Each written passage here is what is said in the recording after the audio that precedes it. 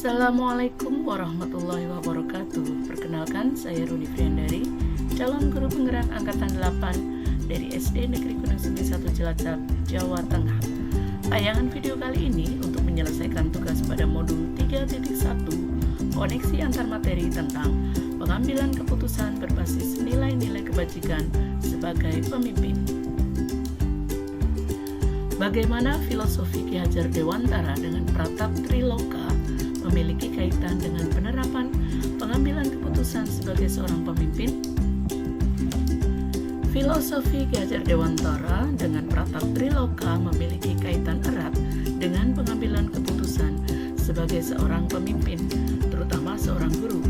Konsep Ingarso Sungtulodo ing Matio Mangunkarso Tutwuri Handayani yang berarti teladan di depan, menjelaskan di tengah, dan memberi contoh di belakang, mengajarkan bahwa seorang guru harus menjadi panutan bagi muridnya dalam pengambilan keputusan.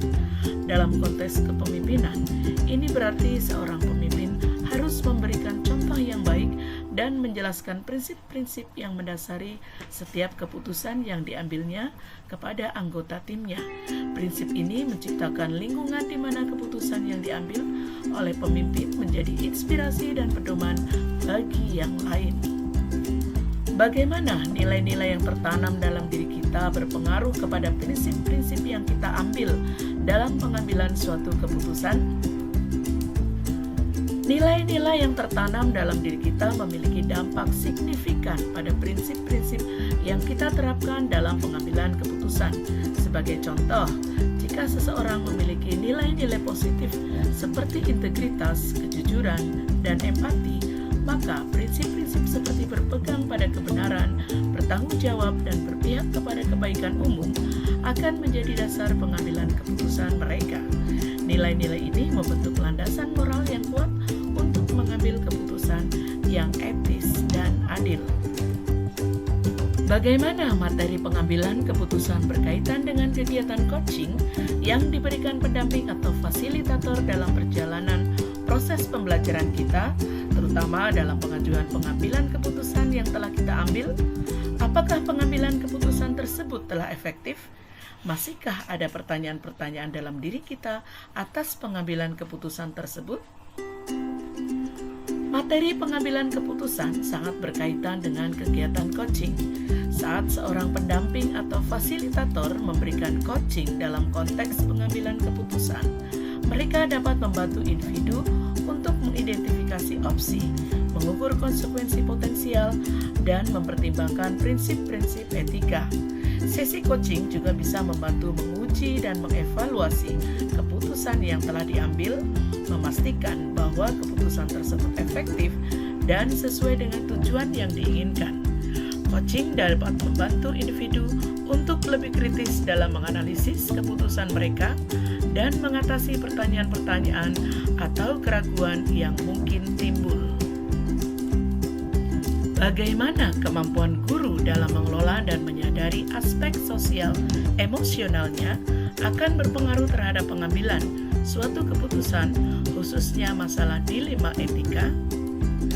Kemampuan seorang guru dalam mengelola dan menyadari aspek sosial emosionalnya sangat mempengaruhi pengambilan keputusan, terutama dalam menghadapi masalah dilema etika. Guru yang memiliki kesadaran diri yang tinggi mampu mengenali nilai-nilai pribadi dan emosi mereka yang dapat mempengaruhi keputusan. Selain itu, kemampuan berempati dan memahami perasaan muridnya juga penting dalam mengatasi dilema etika.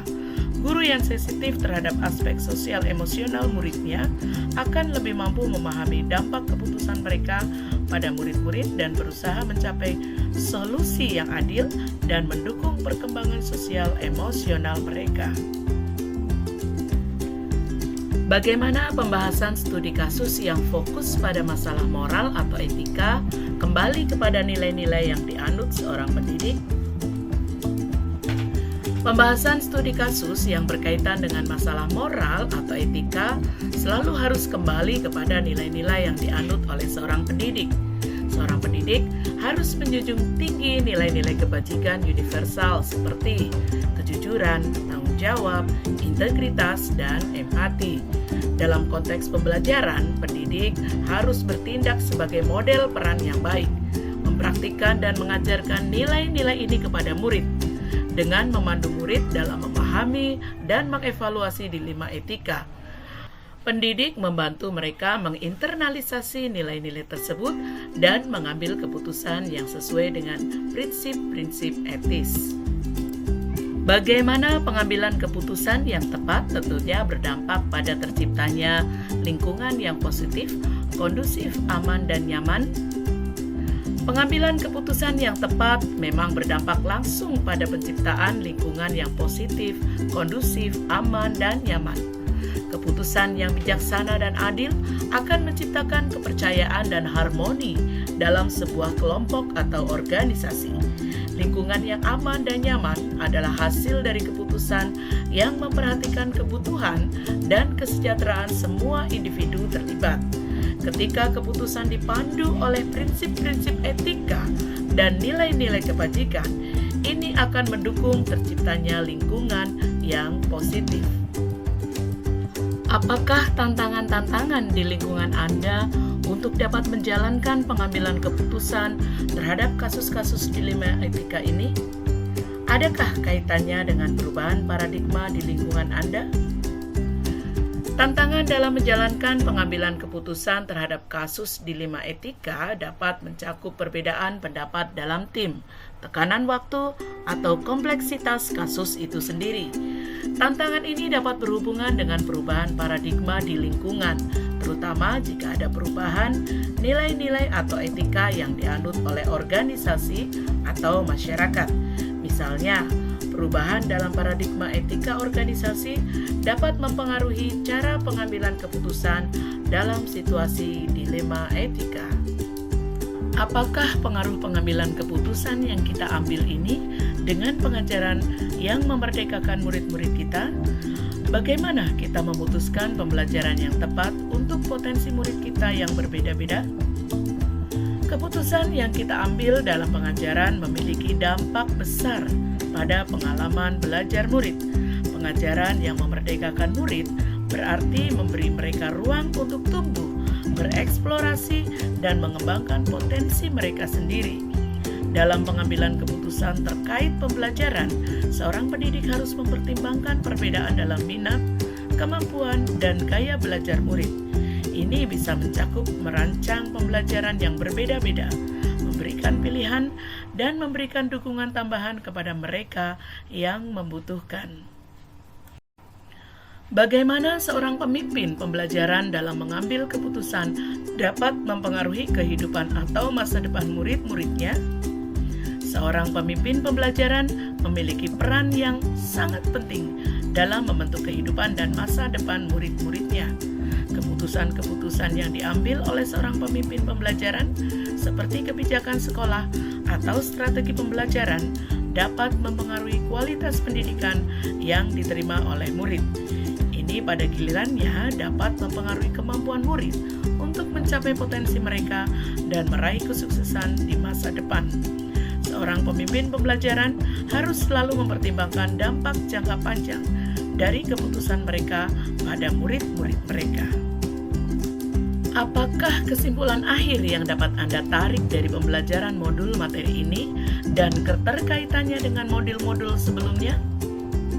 Kesimpulan dari modul ini adalah bahwa pengambilan keputusan dalam konteks pendidikan dan kepemimpinan pendidikan harus berlandaskan pada nilai-nilai kebajikan, prinsip-prinsip etika, dan pertimbangan yang matang. Kaitannya dengan modul-modul sebelumnya adalah bahwa ini merupakan landasan penting untuk menjadi seorang pendidik yang efektif dan pemimpin yang mampu mempengaruhi kehidupan murid-muridnya secara positif. Sejauh mana pemahaman Anda tentang konsep-konsep yang telah Anda pelajari di modul ini, yaitu dilema etika dan bujukan moral, 4 paradigma pengambilan keputusan, 3 prinsip pengambilan keputusan, dan 9 langkah pengambilan dan pengujian keputusan. Adakah hal-hal yang menurut Anda di luar dugaan? Pemahaman saya tentang konsep-konsep ini telah meningkat setelah mengikuti modul ini. Salah satu hal yang mungkin di luar dugaan adalah kompleksitas dalam mengidentifikasi dan menyelesaikan dilema etika. Seringkali, kasus-kasus tersebut tidak memiliki jawaban yang jelas dan memerlukan pertimbangan etis yang mendalam. Sebelum mempelajari modul ini, pernahkah Anda menerapkan pengambilan keputusan sebagai pemimpin dalam situasi moral dilema? Bila mana pernah, apa bedanya dengan apa yang Anda pelajari di modul ini? Saya telah menghadapi situasi moral dilema sebelumnya sebagai seorang pemimpin. Tetapi sebelum mempelajari modul ini, saya mungkin tidak selalu menerapkan pendekatan yang terstruktur seperti 4 paradigma pengambilan keputusan, 3 prinsip pengambilan keputusan, dan 9 langkah pengambilan dan pengujian keputusan. Modul ini memberikan panduan yang lebih sistematis dan berlandaskan prinsip-prinsip etika yang dapat digunakan sebagai kerangka kerja dalam mengatasi dilema etika. Bagaimana dampak mempelajari konsep ini buat Anda? Perubahan apa yang terjadi pada cara Anda dalam mengambil keputusan sebelum dan sesudah mengikuti pembelajaran modul ini? Pemahaman konsep ini telah mengubah cara saya dalam mengambil keputusan. Saya sekarang lebih cenderung untuk lebih berhati-hati dalam mengevaluasi setiap opsi yang tersedia, mempertimbangkan nilai-nilai kebajikan universal, dan memikirkan dampak jangka panjang dari keputusan saya. Selain itu, saya lebih terbuka untuk mendengarkan dan memahami sudut pandang yang berbeda yang membantu saya dalam mengatasi dilema etika yang lebih baik. Seberapa penting mempelajari topik modul ini bagi Anda sebagai seorang individu dan Anda sebagai seorang pemimpin?